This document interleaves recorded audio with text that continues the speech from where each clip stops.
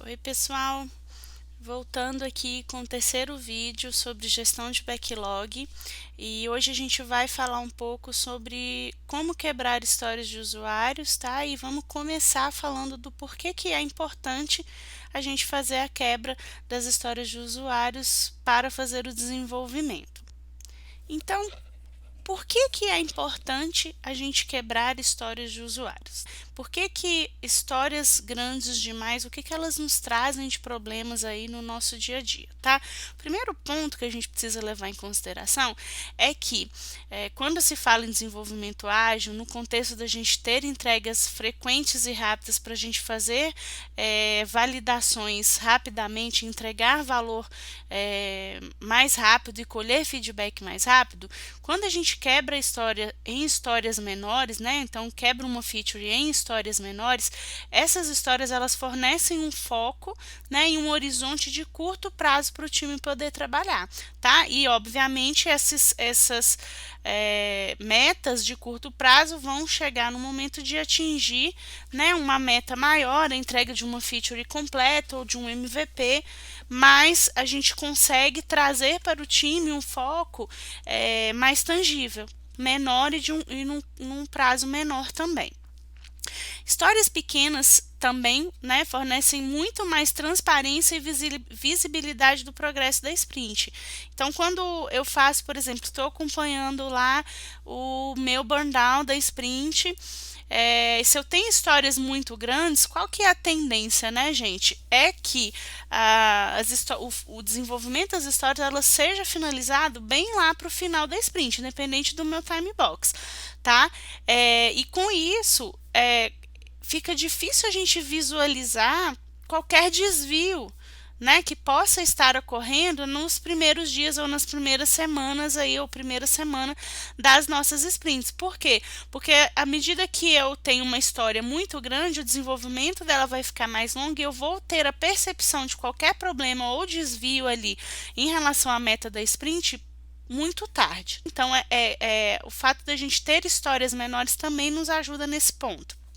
Elas tendem a resultar também numa velocidade mais precisa e confiável, uma vez que é muito mais fácil de repente eu estimar itens menores do que itens muito grandes, tá?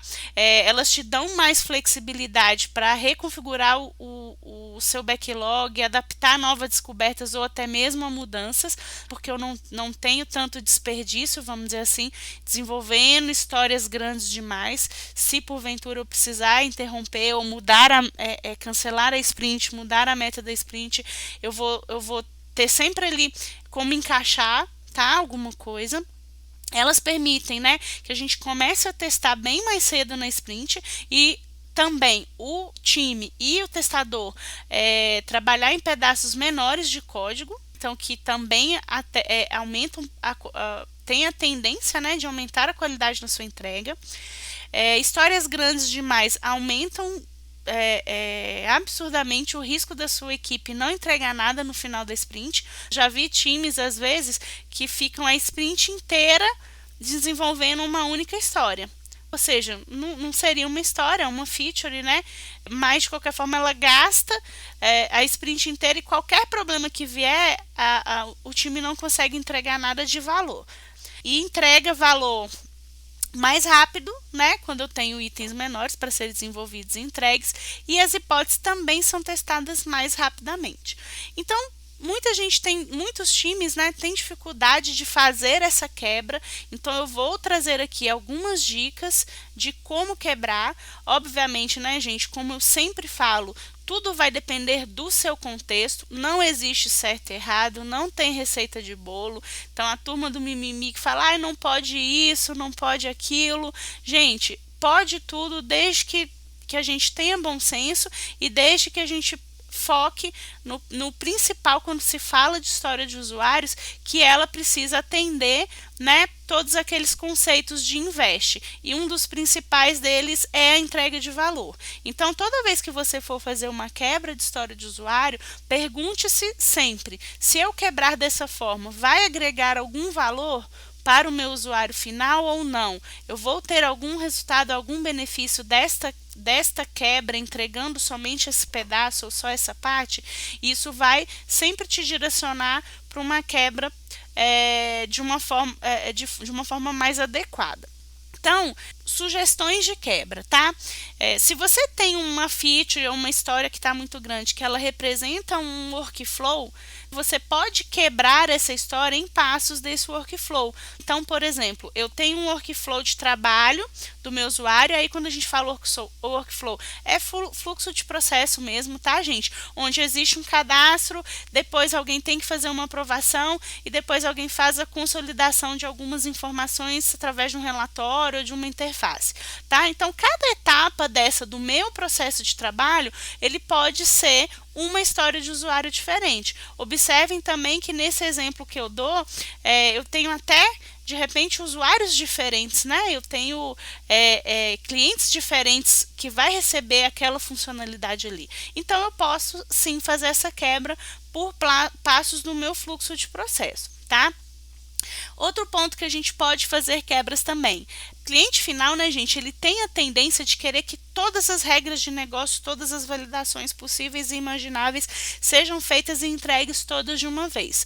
Nesse contexto, gente, vale sempre a gente avaliar, né, com o cliente final, se realmente todas aquelas regras, todos aqueles critérios de aceite que eu estabeleci, eles são necessários numa primeira versão daquela história, ou se eu posso ir evoluindo aos poucos. Então, uma funcionalidade, por exemplo, que tem uma série de validações de campo, regras de data e etc. Se num primeiro momento esses cadastros, né, no contexto do seu projeto, a implantação for feita por um usuário mais experiente e tal, eu não posso simplesmente entregar com um conjunto de regras de negócio mais básico e numa segunda versão, vamos dizer assim, daquela história de usuário ali, ou numa próxima sprint, eu entregar todas as validações que são necessárias e aí no começo o meu cliente tem um cuidado maior na hora de fazer os cadastros. Então a gente pode levar por esse lado, tá? Avaliar regra a regra e ver, olha, todas essas regras elas são realmente necessárias num primeiro momento ou no contexto do meu projeto eu posso entregar essas regras de forma faseada. Eu consigo quebrar as histórias assim também. Outra dica para quebrar aqui é em relação a requisitos não funcionais e otimização. Às vezes eu tenho vários requisitos de usabilidade, vários requisitos não funcionais que eu preciso atender, e aí no contexto do seu projeto você pode analisar também, será que eu preciso entregar com essa história com a melhor performance possível, imaginável, ou eu posso entregar uma solução que simplesmente funcione agora no começo, porque eu tenho um número baixo de usuários ou um número de acessos que não vai ser tão grande assim, e numa segunda versão eu faço a melhoria daquele requisito de performance para que eu garanta o requisito não funcional, ou eu tenho várias funcionalidades que vão melhorar a usabilidade da minha tela como um todo, tipo preenchimento automático de alguns campos, cores, componentes que são mais complexos de serem desenvolvidos, mas que eu posso de repente numa primeira versão substituir por um componente mais simples, fazer aquela entrega, o usuário já começa a usar, já valida aquilo ali para mim, numa segunda, mais para frente eu entrego esses requisitos, tá? Também é uma possibilidade. Quando a gente fala de fluxos, né, dentro do seu processo, aí eu estou falando, em vez de fluxo do processo, mais fluxos de validação mesmo dentro da funcionalidade. Então, eu tenho um fluxo de exceção, eu tenho um fluxo alternativo, né? Será que eu preciso realmente desenvolver todos esses fluxos agora, ou eu vou desenvolver, por exemplo, nessa história somente o caminho feliz e os fluxos de exceção eu vou desenvolver de forma separada, entregar às vezes junto ou entregar um pouquinho depois, tá?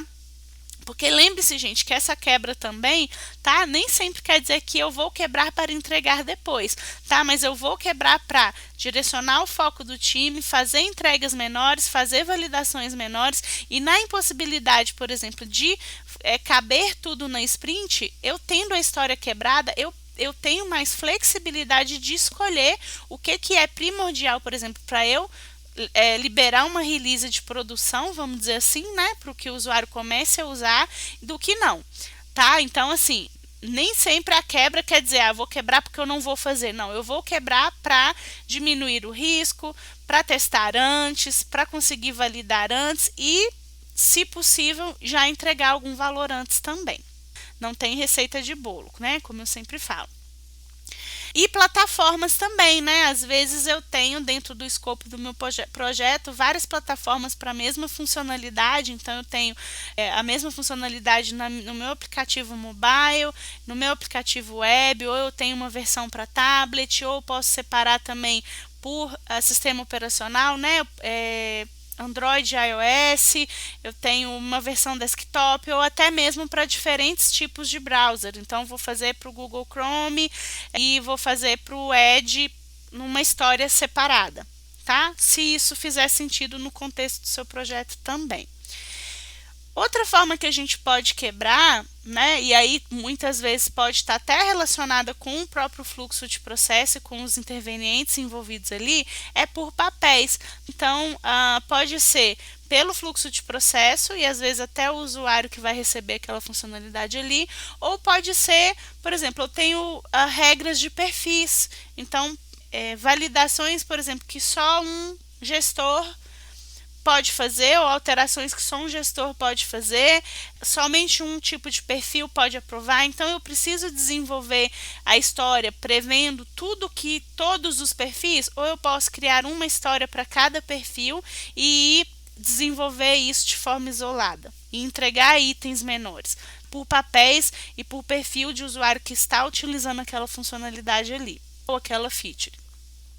Dados, né, parâmetros e fontes de dados. Então, por exemplo, tipos de relatório. Então, eu tenho um relatório que o usuário quer ver em tela, quer exportar no Excel, quer exportar em PDF.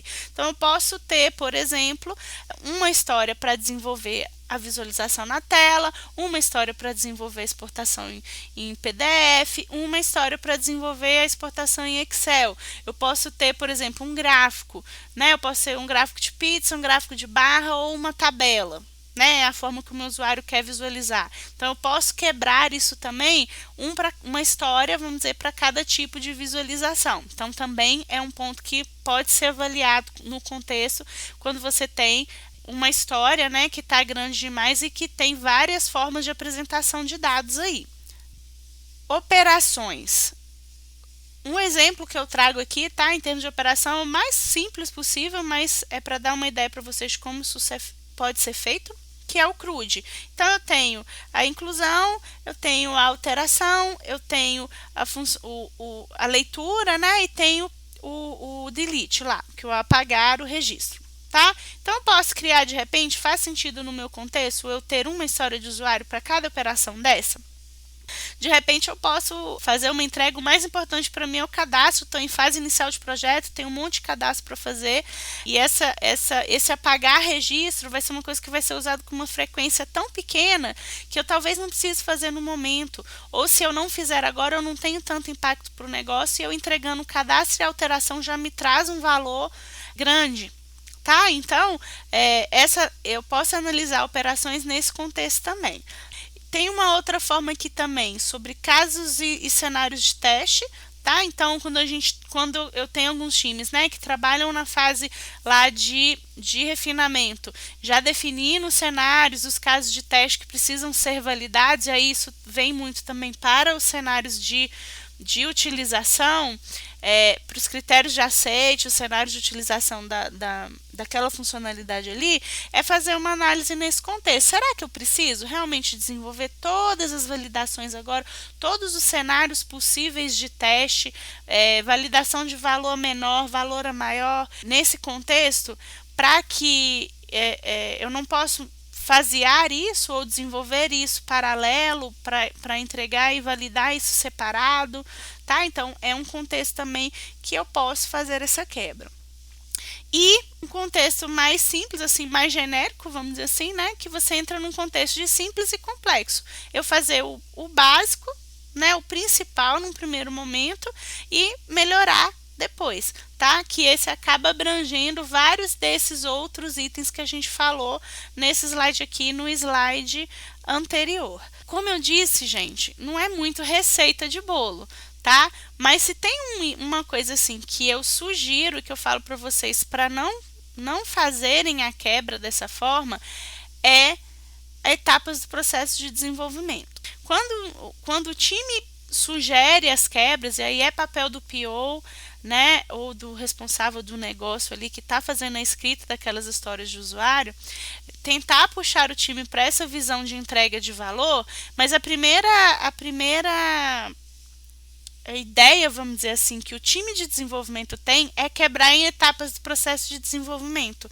Olha, vamos fazer a parte de banco de dados, vamos fazer o front-end, vamos fazer o back-end, vamos fazer a integração, só que num contexto isolado, nenhuma dessas histórias, quando eu quebro dessa forma, traz valor para o meu cliente final.